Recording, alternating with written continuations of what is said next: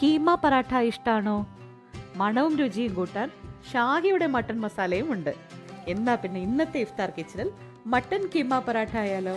വരൂ.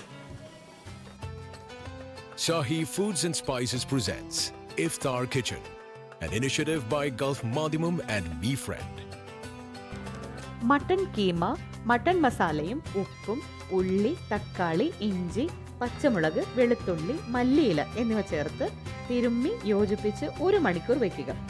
ഒരു പാനിൽ ഓയിൽ ഒഴിച്ച് ഈ കീമ കൂട്ടിട്ട് കുറച്ച് വെള്ളം ചേർത്ത് ചെറിയ തീയിൽ വേവിച്ച് ഡ്രൈ ആക്കിയെടുത്താൽ ആ ഫില്ലിംഗ് അങ്ങ് തയ്യാറാവും.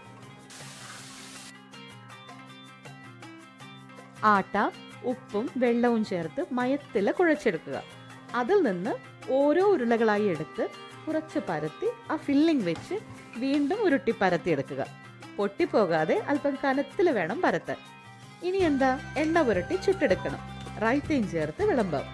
കീമ പറാഠ ഇഫ്താർ മേശയിലേക്ക് എത്തിയാൽ തീർന്നു പോകുന്ന അറിയില്ല, അത്രയ്ക്കും സ്വാദാണ്.